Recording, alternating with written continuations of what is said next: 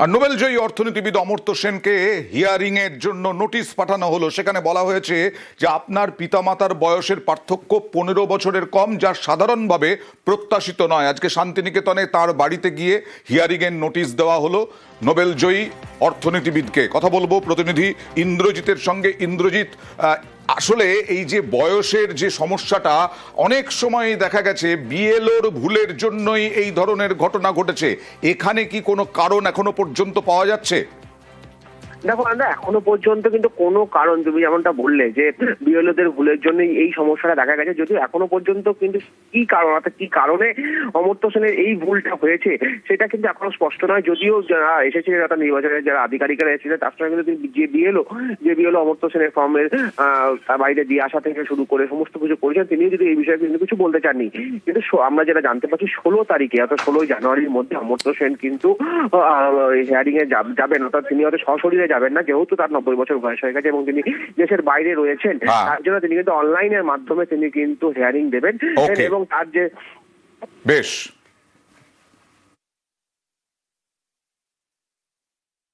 আমি কাউন্টার নামে দেখিনি, আগে বলে একটা সই করে নিই। কিছু বোধহয় ওদেরকে ইনফরমেশনে কিছু গন্ডগোল মিলছে না, হয়তো উনি ঠিকঠাকই দিয়েছেন কিন্তু ওরা মেলাতে পারছে না। অতই পড়িনি কিছু, ওটাই ওনার কাছে আছে। বিএলও অফিস কারা কারা ছিলেন, ডেজিগনেশন তো 3-4 জন এসেছিলেন। এটা তো সিম্পলি করে ওকে হ্যারাস করার জন্য ডাকা হয়েছে। উনি আগেও ভোট দিয়েছেন বেশ কয়েকবার, তাই এখন আবার ডাকা হচ্ছে কেন?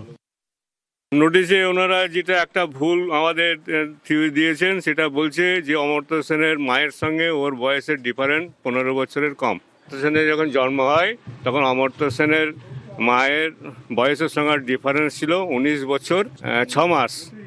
কত বড় অমানবিক ব্যাপার যে তার বয়সটাকে তাদের লিখতে ভুল, হ্যাঁ, সেটাকে একটা অমর্ত্য সেনের মতো লোক, সারা বিশ্ববন্দিত মানুষ, তাকে একটা নোটিশ পাঠিয়ে দিল। এটা আমরা জানাবো যথাযথ। তথ্য চাওয়াটা হচ্ছে যে ওনারা ওই তার মায়ের বয়সটাকে রেকটিফাই করতে হবে।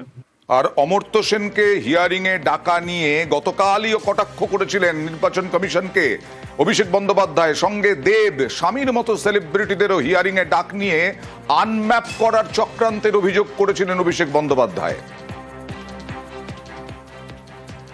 অমর্ত্য সেনকে হিয়ারিং নোটিশ পাঠানো হচ্ছে, মানে দেশের সব থেকে বড় অর্থনীতিবিদ, দেশের জন্য যে নোবেল প্রাইজ নিয়ে এসছে, এরা হচ্ছে ঘুষপেটিয়া। দীপক অধিকারী, দেব বিজেপির চোখে ঘুষপেটিয়া, অমর্ত্য সেন বিজেপির চোখে ঘুষপেটিয়া, মোহাম্মদ শামি যে দেশের জন্য ওয়ার্ল্ড কাপ জিতেছে, বিজেপির চোখে ঘুষপেটিয়া। আর দিলীপ ঘোষ বললেন, লোক দেখে তলব নয়, ভুল দেখে নোটিশ।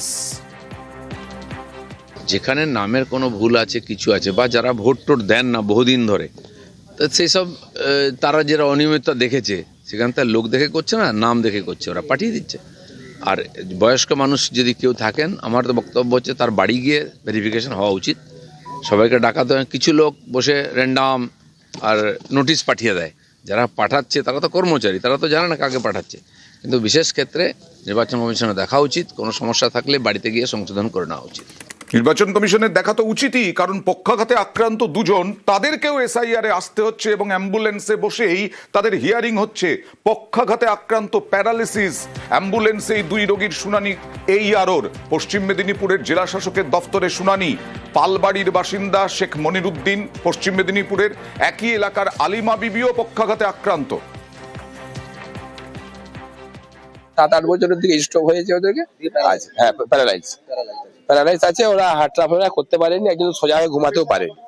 এবারে আমাদের বলছে হিয়ারিং আছে, নোটিশ দিয়ে এসছে, যেতে হবে। কাউন্সিলর বললো ঠিক আছে, হিয়ারিং যখন আছে যেতে হবে। উনি তাহলে অ্যাম্বুলেন্স পাঠিয়েছে, হুইল চেয়ার পাঠিয়েছে, যদি নিয়ে যাও। এখানে আসার পর বলছে যে না, তোমাদেরকে যাওয়ার দরকার নেই, আমাদের তো অর্ডার আছে, আমরা বাড়িতে যাবো, সেরকম পেশেন্ট থাকে। হিয়ারিং আসার হাত পর বলছে, বিএলও তো বলেনি কথা, বললে আমরা এসতাম কেন এখানে? না, আগে থেকে কিছু বলেনি, এসে হাইরান তো হলাম। বিএলও কিছু বলেনি? না, কিছু বলেনি। এখন বলছে বাড়িতে যাবো, হাত পা পড়ে গেছে, তারা এসে। আমাদের তরফ থেকে হোম হিয়ারিং আছে, আমরা তো বিএলওদের সাথে যোগাযোগ রাখছি, বিএলওদেরকে জানিয়েছি, বিএলও ম্যাডাম আছেন, তাকে জানানো হয়েছে হোম হিয়ারিং, যদি অসুস্থ মানুষ থাকেন আমরা হিয়ারিং শিডিউলের পরে বাড়ি গিয়ে হোম হিয়ারিং এর ব্যবস্থা রাখছি। যেহেতু আমাদের এখানে এসছেন, আমরা তো এখান থেকে ফিরবো না, আমরা দেখছি যতটুকু আমাদের তরফ থেকে করা যায়।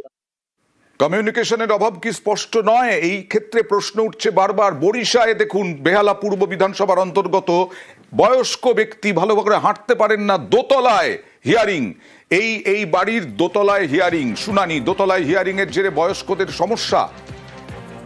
বাইরে বেরিয়ে এসে নির্বাচন কমিশনের আধিকারিক বিএলও কে নিয়ে বেহালা পূর্ব বিধানসভায় তারপরে হিয়ারিং করলেন। এখানে ডেকেছিল হিয়ারিং এর জন্য, তাই আমরা এলাম।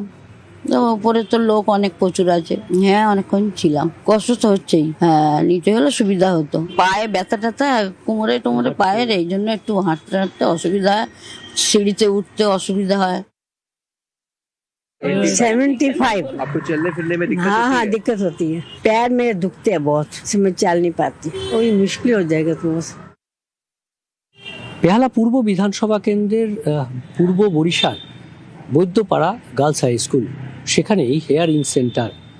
বৃদ্ধ বৃদ্ধারা আসছেন যারা সিনিয়র সিটিজেন, 60 বছরের বেশি বয়স, অসুস্থ। দোতলায় করা হয়েছে হেয়ারিং সেন্টার, আর তাতেই বিপাকে পড়েছেন অনেকে। সিঁড়ি দিয়ে উঠতে কষ্ট হচ্ছে, তবুও বাধ্য হয়েই ভোটার তালিকায় নাম তোলার জন্য সেই হেয়ারিং সেন্টারে হাজির হচ্ছেন বয়স্ক বৃদ্ধ বৃদ্ধারা।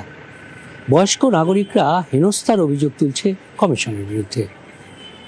ক্যামেরা গোপালের সঙ্গে বিশ্বজিৎ, নিউজ 18 বাংলা।